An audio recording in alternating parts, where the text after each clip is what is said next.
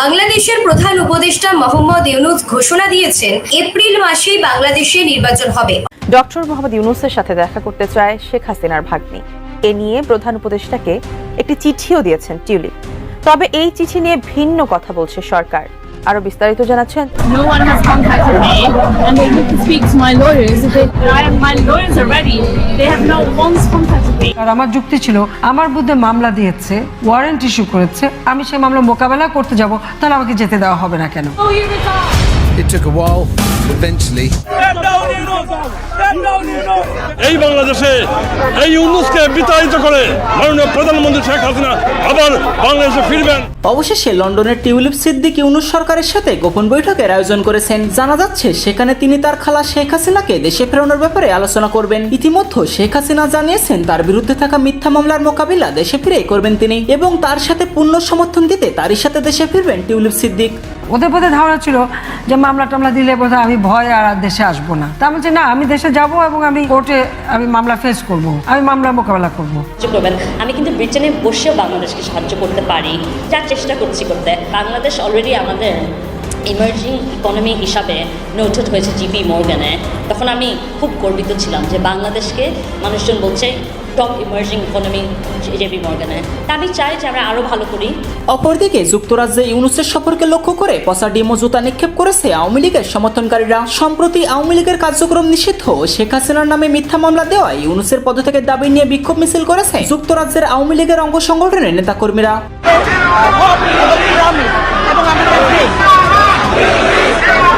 ইতিমধ্যে বুঝতেই পারছেন আজকের খবরটি কতটা গুরুত্বপূর্ণ একটি খবর। বন্ধুরা চলুন ভিডিওতে আজকে আর বেশি কথা বাড়াবো না, সরাসরি আজকে আমরা চলে যাব মূল ভিডিওতে। আর সেখানে আজকে আমরা দেখব আজকের খবরের বিস্তারিত।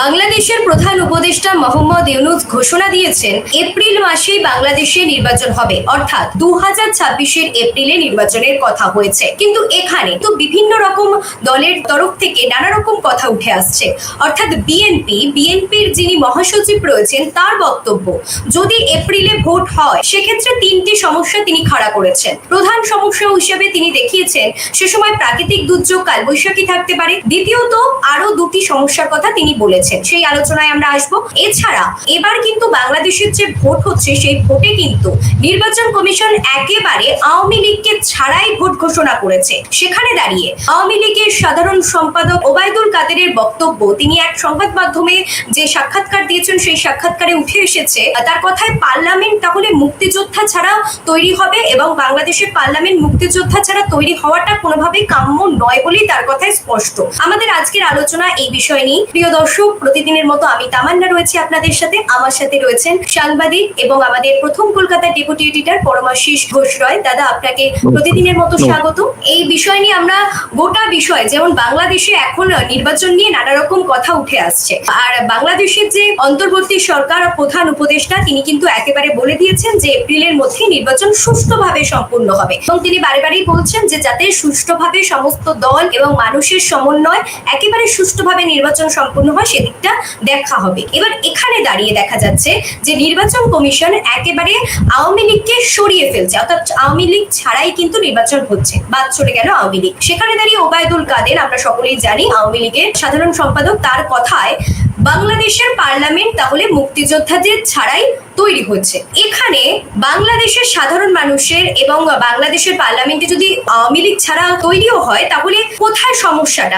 দেখো, আমি আওয়ামী লীগের যিনি সাধারণ সম্পাদক ওবায়দুল কাদের, তিনি যে মন্তব্যটা করেছেন, আমি ওনার বক্তব্যটাকে যদি সমর্থন করে বলি, যে দেশে নির্বাচন কমিশন আওয়ামী লীগের মতন দলকে নিষিদ্ধ ঘোষণা করেছে, ভোটে দাঁড়াতে পারবে না, তো তারা তো তাহলে তো তাদের আর ভোটে অংশগ্রহণের জায়গা থাকছে না। ওনাদেরকে বাদ দিয়ে বাংলাদেশে এখন নির্বাচন হবে। তো নির্বাচনে যদি দেখা গেল যে কোনো একটা রাজনৈতিক দল ভোটে জিতলো, সেইখানে গিয়ে তারা ক্ষমতায় আসীন হলো, ঢাকার মসনদে তারা নতুন করে বসলো, তো ওনার বক্তব্য অনুযায়ী বিষয়টা তো একেবারে সঠিক যে মুক্তিযোদ্ধাদের বিহীন বাংলাদেশের পার্লামেন্ট গঠন হতে যাচ্ছে। এখন প্রশ্নটা হচ্ছে যে মুক্তিযোদ্ধা বিহীন বাংলাদেশে 2025 বা 2026 এপ্রিলে যখন ভোট হবে, সেই ভোটে আওয়ামী লীগ অংশ নিতে পারছে না, তাদের আওয়ামী লীগ বিহীন 71-এর মুক্তিযোদ্ধা বিহীন বাংলাদেশের পার্লামেন্ট গঠন হতে যাচ্ছে, এর দায় বা দায়িত্বটা কাদের ঘাড়ে গিয়ে পড়বে? তারা তো একসময় পার্লামেন্টে ছিলেন, মুক্তিযোদ্ধার প্রতীকী হিসেবে যে আওয়ামী লীগ যে গঠন, যে আওয়ামী লীগ দল, তাদের যে ব্যাকগ্রাউন্ড, মুক্তিযোদ্ধা, 71-এর মুক্তিযুদ্ধ, এটা তো তারা করেছে মানে কি? সেই দল নেতৃত্ব দিয়েছে, কিন্তু বিষয়টিতে বাংলাদেশের সব মানুষকে নিয়ে, সাধারণ মানুষকে নিয়ে এখন এই প্রশ্নটা তোলা বা এই প্রশ্নটা অনুধাবন করছেন, বলছেন, এটা কি একটু আগে ভাবলে হতো না?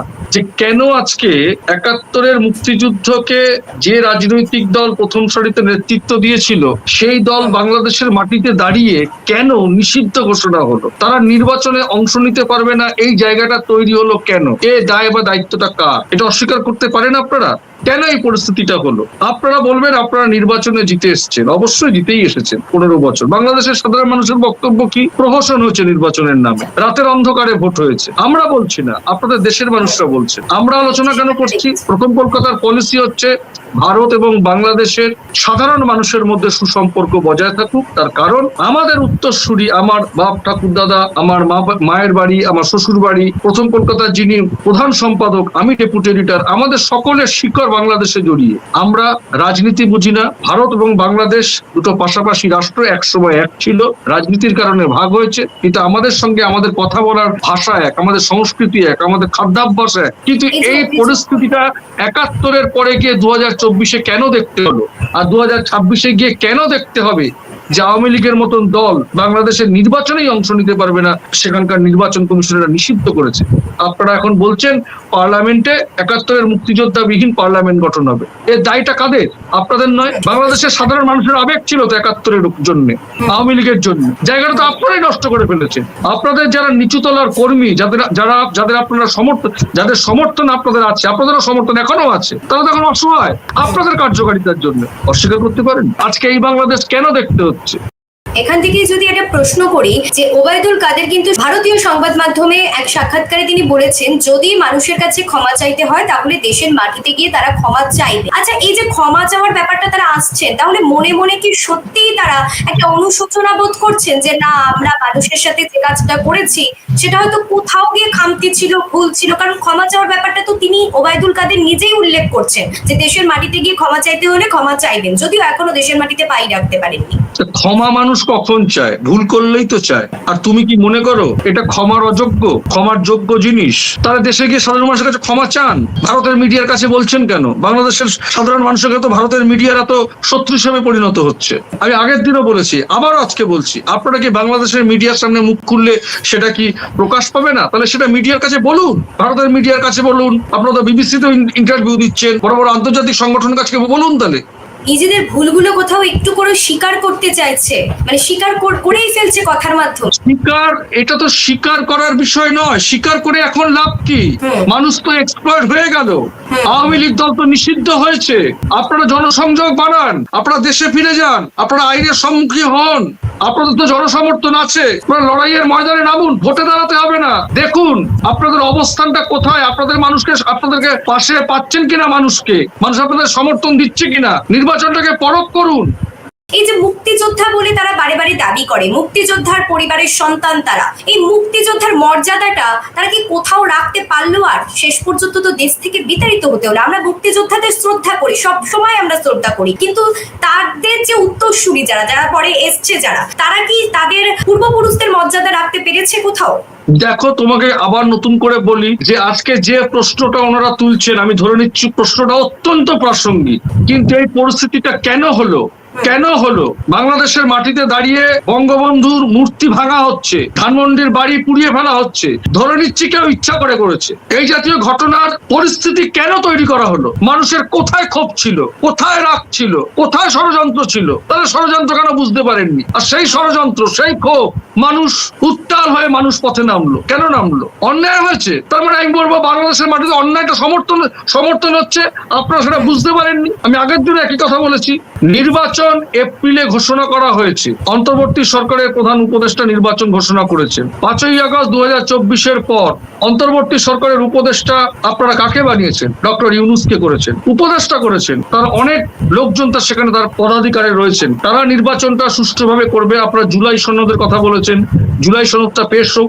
সংস্কারমুখী বাংলাদেশ গড়ে উঠুক, তারপর তো নির্বাচনের প্রসঙ্গ। অবশ্যই নির্বাচন হবে, নির্বাচনটাও দরকার। গণতান্ত্রিক দেশে, সার্বভৌমত্ব বাংলাদেশে নির্বাচনের মধ্য দিয়ে গণতান্ত্রিক প্রক্রিয়া একটা দল তারা ক্ষমতায় আসবে, আর সাধারণ মানুষ তাদেরকে সমর্থন দেবে। এটা তো একেবারে গুরুত্বপূর্ণ বিষয়, এটাই প্রথম বিষয়। কিন্তু নির্বাচনটা সুষ্ঠুভাবে সম্পন্ন করতে গেলে তাকে তো একটু সময় দিতে হবে। আমি জানি যে বিএনপির মহাসচিব বেশ কিছু প্রশ্ন তুলেছেন, পরীক্ষা, রমজান মাসের সময়, প্রাকৃতিক দুর্যোগ, এই তিনটে কথাই তিনি মূলত বলেছেন। তাহলে ভোটটা যারা সিদ্ধান্ত নিচ্ছেন, ভোটটা করার যারা সিদ্ধান্ত নিচ্ছেন, ওই সময় এই সমস্যাগুলো যে আসতে পারে এটা কি ওনাদের মাথায় নেই? যদি কোনো ভুল সিদ্ধান্ত নেয়, ফল বুঝবে। আপনারা তো জাতীয় রাজনীতির দল, আপনারা তখন বলবেন, আপনারা একটা বিখ্যাত বাংলাদেশের প্রথম সারি রাজনৈতিক দল, আপনারা বলবেন।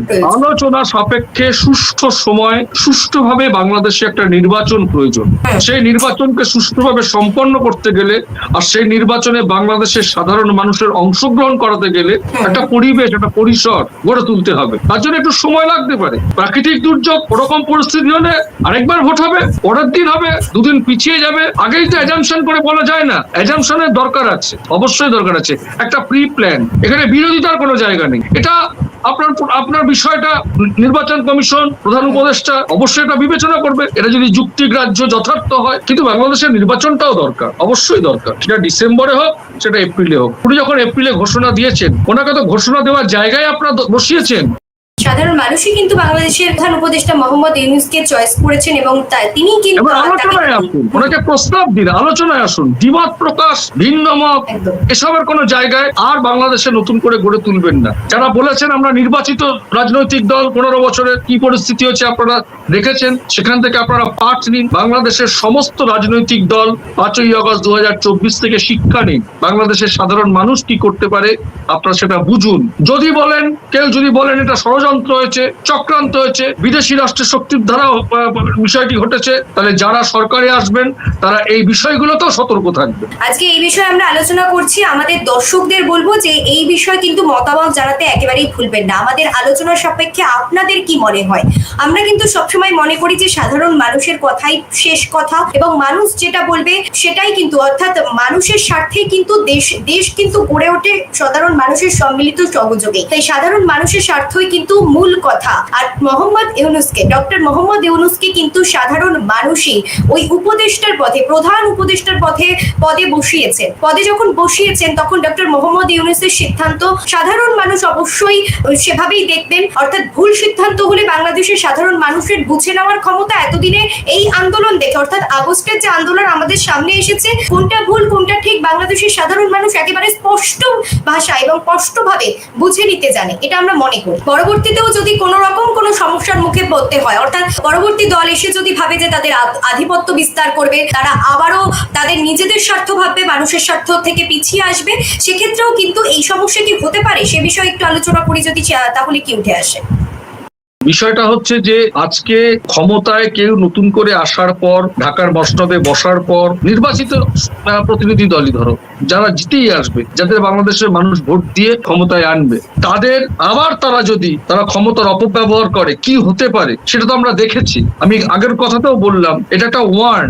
দুদিন ধরে আমি দেখেছি, আমি আগের এপিসোডে কয়েকটাতে বলেছি যে বাংলাদেশের যে স্বরাষ্ট্রমন্ত্রী, প্রাক্তন স্বরাষ্ট্রমন্ত্রী এবং আওয়ামী লীগের যে সাধারণ সম্পাদক কলকাতার একটি অনলাইন মিডিয়াকে তারা সাক্ষাৎকার দিয়েছে। ওয়াহিদুল কাদের বলেছেন যে আমাকে বাথরুমে লুকিয়ে থাকতে হয়েছে। এগুলো একটা ক্লাইমেট। স্বরাষ্ট্রমন্ত্রী অনেক কথা বলেছেন যে ষড়যন্ত্র আমরা বুঝিনি, আমাদের বুঝতে ভুল ছিল, আমাদের ইন্টেলিজেন্স ফেলিওর, কিন্তু পুলিশও রক্ষা পাওয়ার জন্য, অস্ত্র রক্ষা করার জন্য পুলিশকে হয়তো কিছু করতে হয়েছে। কিন্তু আমি আগের দিন প্রশ্ন তুলেছিলাম যে বাংলাদেশে যারাই এই ঘটনায় মারা গেছে, পুলিশের লোক মারা যাক, সাধারণ মানুষ মারা যাক, যারাই মারা যাক, তারা তো প্রত্যেকেই বাংলাদেশের মানুষ। আপনারা কমান্ড দেননি, কমান্ডিং অফিসার তারা নাকি গুলি চালানোর অর্ডার দেয়। স্বরাষ্ট্রমন্ত্রী সেখানে আপনাদের দায় থাকে না? ওয়াহিদুল কাদের যে কথাটা বলেছেন, আপনি ভাবুন, আপনি একটা দলের সাধারণ সম্পাদক, সর্বভারতীয়, মানে সে দেশের একটা একেবারে প্রধান সম্পাদক, আপনাদের দলের আপনারা দেশ চালান, সরকার চালান, প্রধানমন্ত্রী আপনার এই পরিস্থিতিটা কেন হলো? আমি আগের দিনও বলেছি যে এই দৃশ্য থেকে বাংলাদেশের সমস্ত রাজনৈতিক দল শিক্ষা নিক। এটা একটা থ্রেট হয়ে থাকবে যে এরকম করলে এরকমটা হতে পারে, যেটা একটা দলিল হয়ে রইলো, সারা পৃথিবী দেখলো, ভারতীয় মিডিয়ার কাছে দলিল হয়ে রইলো যে বাংলাদেশের রাজনৈতিক নেতারা ক্ষমতায় আসার পরে কি করলে কি হয় তারা আমাদের কাছে সাক্ষাৎকার দিয়েছে। আপনারা বাংলাদেশের লোক, নেতৃত্বস্থানীয় লোক, শ্রদ্ধাভাজন আমাদের প্রতিবেশী রাষ্ট্রের মানুষ, আপনারা ইন্ডিয়ার মিডিয়ার কাছে বলছেন, হয়তো বাংলাদেশের সাধারণ মানুষ হয়তো ক্ষোভে ফুঁসছে ভারতের বিরুদ্ধে, কিন্তু আপনারা বলছেন। সাংবাদিকদের কাজ কি? সবকিছু নিয়ে আলোচনা করা, কথা বলা। আমরাও সেটা করছি আপনাদের দেশে ইস্যু নিয়ে। কেন করছি? আমরা চাই ভারত এবং বাংলাদেশের মধ্যে সুসম্পর্ক আবার ফিরে আসুক। অনেক অর্থনৈতিক ক্ষতি হচ্ছে, ভিসা বন্ধ, দুদেশের সীমান্তে অগাধ যে ব্যবসা বাণিজ্য হতো, সুন্দরভাবে অর্থনীতি, মানুষের রুটি ছিল, সেগুলো বন্ধ। এই পরিস্থিতিতে দাঁড়িয়ে ভারত সরকার এই গত 5ই আগস্টের পর থেকে ভারত এবং বাংলাদেশের পররাষ্ট্রনীতির ক্ষেত্রে বেশ কিছু কড়া সিদ্ধান্ত নিয়েছে। আপনারাও নিয়েছেন, আমরাও নিয়েছি। নিরাপত্তার কারণে, নিরাপত্তার প্রশ্ন কেন বলছি? আমরা দেখেছি যে ভারত এবং বাংলাদেশের সীমান্ত পর্যায়ের বৈঠক নয়াদিল্লিতে হয়েছে। অন্তর্বর্তী সরকারের উপদেষ্টাকে শুভেচ্ছা জানিয়েছেন নরেন্দ্র মোদী। দুই রাষ্ট্রনেতা বৈঠক করেছেন এবং গত যে ঈদুল আজহা গেল তখনও শুভেচ্ছা বিনিময় হয়েছে।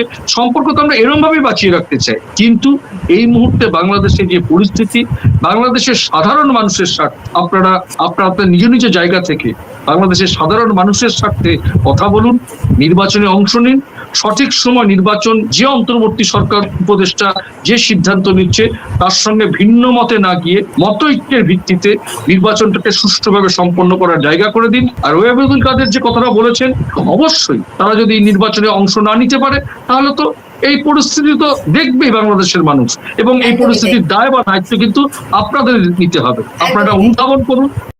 শেষ যে প্রশ্নটা একেবারে থাকে যে প্রধান উপদেষ্টা ডক্টর মোহাম্মদ ইউনূসের কথায় এপ্রিলে বাংলাদেশে নির্বাচন হতে চলেছে 2026-এর এপ্রিলে, কিন্তু দুদিক থেকে একেবারে ভিন্ন কথা, অর্থাৎ বিরোধী যে বিএনপি রয়েছে, বিএনপির কথায় এপ্রিলে নির্বাচন কতটা সুষ্ঠুভাবে হবে সে নিয়ে তারা সংশয় প্রকাশ করেছেন। তারা চায় আগে, অর্থাৎ নির্বাচন এগিয়ে নিয়ে আসতে। আর আরেক দিক থেকে যে দলটা নিষিদ্ধ হয়েছে আওয়ামী লীগ, নির্বাচন কমিশন তাকে বাতিল করেছে, এবারে নির্বাচনে তারা থাকছে না। এই গোটা পরিস্থিতির বিষয় নিয়ে এপ্রিলের নির্বাচন বাংলাদেশে ঠিক কতটা সুষ্ঠুভাবে হতে পারে বলে আপনি মনে করছেন? দেখো, এখানে তো একটা প্রশ্ন থাকবেই।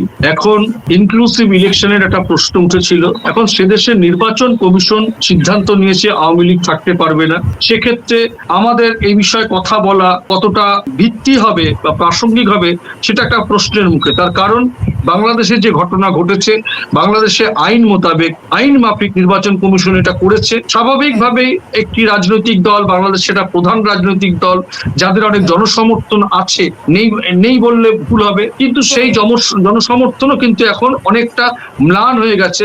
আমরা দেখলাম গণ অভ্যুত্থানের পর। কেন ম্লান হয়েছে? আজকে বাংলাদেশের প্রধানমন্ত্রী সেখান থেকে চলে আসতে বাধ্য হয়ে ইন্ডিয়াতে রয়েছে, নেতৃত্বরা ওখানে নেই, কম বেশি সবাই বিভিন্ন জায়গায় ছড়িয়ে ছিটিয়ে রয়েছে। তো স্বাভাবিকভাবেই আমি যদি ফিল্ডেই না থাকতে পারি তাহলে আমার জনসমর্থনের প্রশ্ন আসছে কোথা থেকে? সমর্থন আমায় কে করবে? আমি নির্বাচনেই দাঁড়াতে পারছি, আমি নিজের সামনে মানুষকে যেতে পারছি না। সেই পরিস্থিতিটাই তো নেই বাংলাদেশে। কেন নেই? সেখানকার মানুষরা সমর্থন করছে তো। এবার বলবেন সমর্থন কেন করছে? আপনাদের কার্যকারিতার কারণে আজকে এই পরিস্থিতিটা তৈরি হয়েছে। আপনারা দেশে থাকতে পারলেন না। গণ অভ্যুত্থানটা কেন হলো? সাধারণ মানুষ পথে নেমেছিল। ইস্যুটা কি? সেই মুক্তিযুদ্ধ, তাদের উত্তরসূরিরা, তাদের পরবর্তী প্রজন্ম, কোটা আন্দোলন। সেই কোটা আন্দোলন বন্ধ হয়ে গেল, পরে কোটার বিষয়টাকে উঠিয়ে দেওয়া হলো, কোর্ট মাফিক উঠিয়ে দেওয়া হলো। তারপরেও হাসিনা সরকারকে পতন করতে হবে। কোটা তো একটা ইস্যু ছিল। এই পতন করার কারণটা কি? পতনটার কারণ কি? মানুষের অনেক অভাব অভিযোগ ছিল, মানুষের অনেক অধিকার লঙ্ঘিত হয়েছে, সে কারণে আজকে এই ঘটনাটা ঘটেছে। স্বাভাবিকভাবেই আপনাদের জনসমর্থন ছিল, ছিল না যে বলছি না, কিন্তু আজকে আপনাদের জনসমর্থনটা কোথায়? আর স্বাভাবিকভাবেই ইনক্লুসিভ ইলেকশন যদি না হয়, বাংলাদেশের সাধারণ মানুষ, জাতিসংঘ কি বলেছে, বাংলাদেশের সাধারণ মানুষ যেটা চাইবে সেটা হবে, এটা স্বাভাবিক। আওয়ামী লীগ ছাড়াই ভোট হবে। আওয়ামী লীগের যেটুকু জনসমর্থন ছিল তারা হয়তো ঘরে বসে যাবে, ভোট দেবে না। একদমই তাই, আমাদেরও সেদিকেই নজর থাকবে যে কতটা নির্বাচন কিভাবে এগোয়, বাংলাদেশের নির্বাচন ব্যবস্থা কতটা সুষ্ঠুভাবে সম্পূর্ণ হয় এবং এই নির্বাচনের পথ ঠিক কতটা ভালোভাবে শেষ হয় এবং কিভাবে এগোচ্ছে এই ব্যবস্থাপনা, সেদিকে আমাদের তো নজর থাকবেই। আপনাদেরকেও অনুরোধ করব আমাদের সাথে থাকার জন্য এবং পরমাশিসদা আপনাকে অনেক ধন্যবাদ শেষ পর্যন্ত আমাদের। ধন্যবাদ প্রিয় দর্শকবৃন্দ, আমাদের ফুল ভিডিওটি দেখার জন্য আপনাকে জানাই অসংখ্য অসংখ্য ধন্যবাদ।